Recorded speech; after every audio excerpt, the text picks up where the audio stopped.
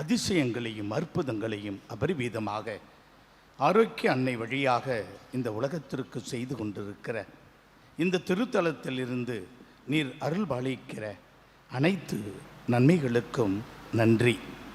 நான் இன்று உனது இறை வார்த்தையை நம்பிக்கை நலம் தரும், நம்பிக்கை நம் வாழ்வின் மையம் என்ற நிலையிலே உன் இறை வார்த்தையை எடுத்துச் சொல்ல எனக்கு நீ நான் தா என் நாதா இயேசு நாதா.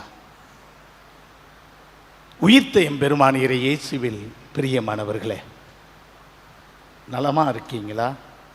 நலமா இருக்க வேண்டும்.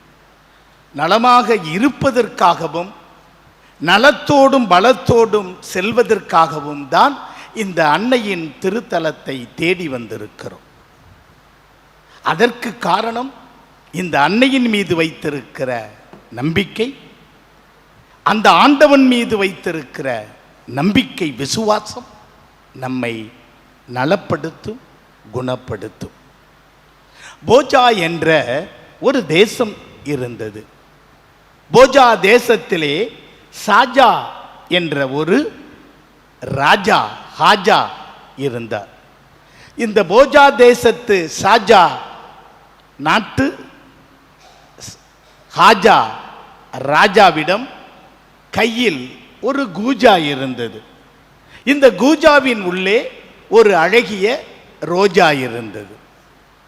அது என்ன சாமி?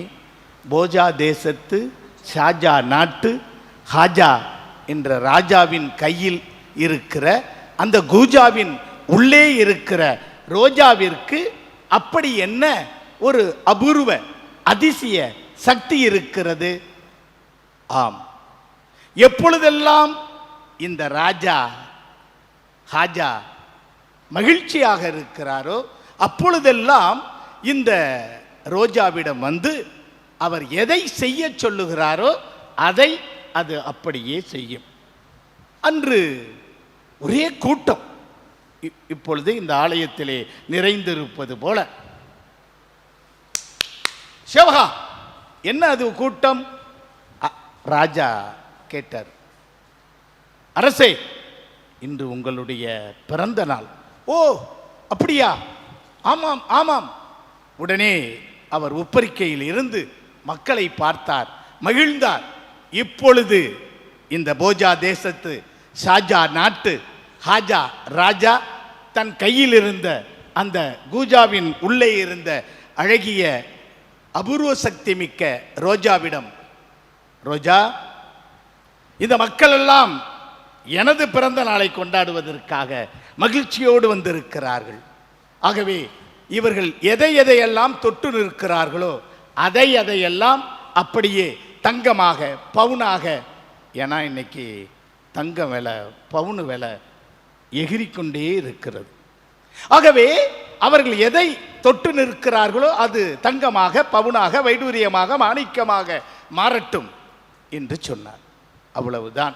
மக்களை பார்த்து, நீங்கள் எதை வேண்டுமானாலும் தொட்டு நில்லுங்கள், அது நீங்கள் நினைப்பது போல உங்களுக்கு கிடைக்கும் என்று சொன்னார். எல்லோரும் அங்கு அந்த அவையில் இருந்தவர்கள் எல்லோரும் எதையாவது ஒன்றை தொட்டு நின்றார்கள். தூணை தொட்டார்கள், ஜன்னலை தொட்டார்கள், ஸ்பீக்கரை தொட்டார்கள், அங்கு இருக்கிற எல்லாவற்றையும் தொட்டு நின்றார்கள்.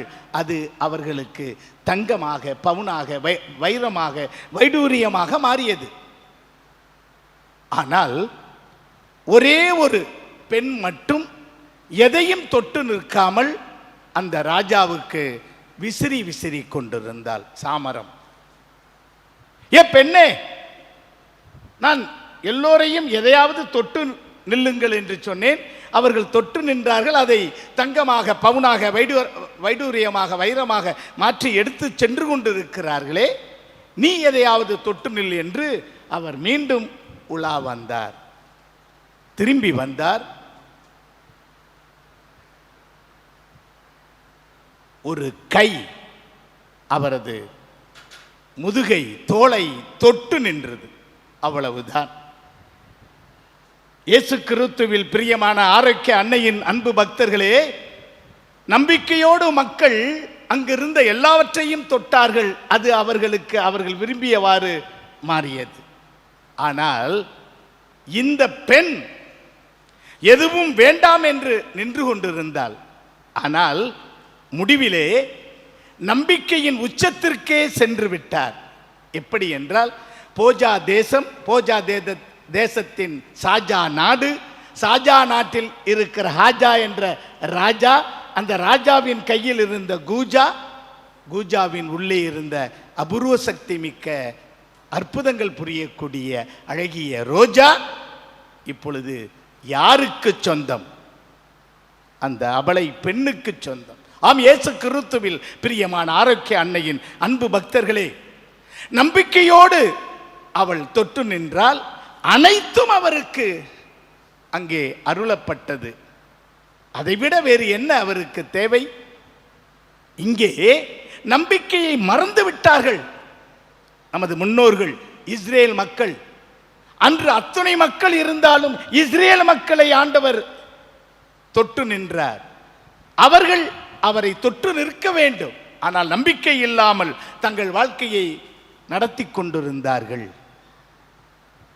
அதே நிலையில்தான் இயேசு கிறிஸ்துவினுடைய திரு தூதர்களும் அன்று கடலிலே செல்லுகிறார்கள். கடல், திபேரியா கடல், கலிலேயா கடல் என்பதெல்லாம் ஒரு பெரிய ஏரி, அக்கறை தெரியாது, அவ்வளவுதான். அந்த கடலிலே சென்று கொண்டிருக்கின்ற பொழுது அவர்கள் மத்தியில் இருப்பவர் யார்? அனைத்தையும் செய்யக்கூடியவர், நம்மை படைத்து பாதுகாத்து நமக்கு ஆசீர்வாதங்களும் அற்புதங்களும் செய்து கொண்டிருக்கிற ஆண்டவர். அவர்கள் மத்தியில் இருக்கின்ற பொழுது அவர்களுக்கு அச்சமே, பயமே? எதற்கு பயப்பட வேண்டும்? இன்று உலகத்திலே நீங்களும் நானும் உடல்நலம் இல்லை, சொத்து இல்லை, சுகம் இல்லை, பதவி இல்லை, பட்டம் இல்லை என்று சொல்லிக்கொண்டு இந்த உலக கவலைகளில் மூழ்கி இருக்கிறோமே, அது சரியா? அது முறையா? அது நலம் தருமா? தராதே. ஏனெனில் நம்மை படைத்து நமக்கு தேவையான அத்துணையும் நம்மை சிறு வயதிலிருந்து தாயின் கருவறையில் இருந்து கரங்களில் பொறித்து வைத்திருக்கிறவர் அவர் அல்லவா? கண்ணின் கருவிழி போல நம்மை பார்த்து கொண்டிருப்பவர் அவர் அல்லவா? பிறகு எதற்கு கவலை? பிறகு எதற்கு பயம், அச்சம்? ஆண்டவர் இருக்கிறார். அவர் நமக்கு அனைத்தையும் தரக்கூடியவர். எல்லா வல்லமையும் ஆற்றலும் சக்தியும் நிறைந்தவர் அவர்.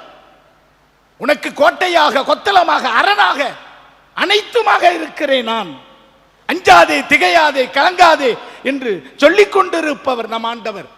ஆகவே இந்த அருள் தலத்திற்கு வந்திருக்கிற நாம் ஓரிரு நாட்களுக்கு முன்னால் முதல் வாசகத்திலே எலியா அங்கே செல்கிறார். அந்த பக்கமாக இறைவார்த்தையை சொல்லுவதற்காக சென்று வருவது அவரது வழக்கம். ஆகவே அங்கிருந்தவர்கள் அவருக்கு உணவு கொடுக்கிறார்கள், அவரை தங்க வைக்கிறார்கள். அவர் எதையாவது செய்ய வேண்டும் என்று நினைத்தார். அவர்களுக்கு பிள்ளை பேறு இல்லை. ஆகவே அடுத்த ஆண்டு நீங்கள் பிள்ளை பெறுவீர்கள் என்று சொன்னார். அது நடந்தது அவர்கள் வாழ்க்கையிலே. இயேசு கிறிஸ்துவில் பிரியமானவர்களே, இன்று நீங்களும் நானும் இந்த ஆலயத்திற்கு எதற்கு வந்திருக்கிறோம்? நாம் வேண்டுவதை, நாம் கேட்பதை இந்த ஆரோக்கிய அன்னை ஆண்டவரிடமிருந்து பெற்றுத்தர வேண்டும் என்பதற்காகத்தானே இங்கு வந்திருக்கிறோம். பிறகு என்ன கவலை? பெற்று விட்டோம். வாழ்க்கையில் கட்டாயம் பெறுவோம். பிள்ளை பேறு இல்லாதவர்களா? அடுத்த ஆண்டு பிள்ளை பேறு பெறுவீர்கள். வேலை வாய்ப்பு இல்லாதவர்களா? அடுத்த ஆண்டு வேலை வாய்ப்பு பெறுவீர்கள். திருமணம் ஆகாதவர்களா? அடுத்த ஆண்டு திருமணம் முடித்திருப்பீர்கள். நம்புங்கள், உங்களுக்கு நல்லது நடக்கும். ஆமீன்.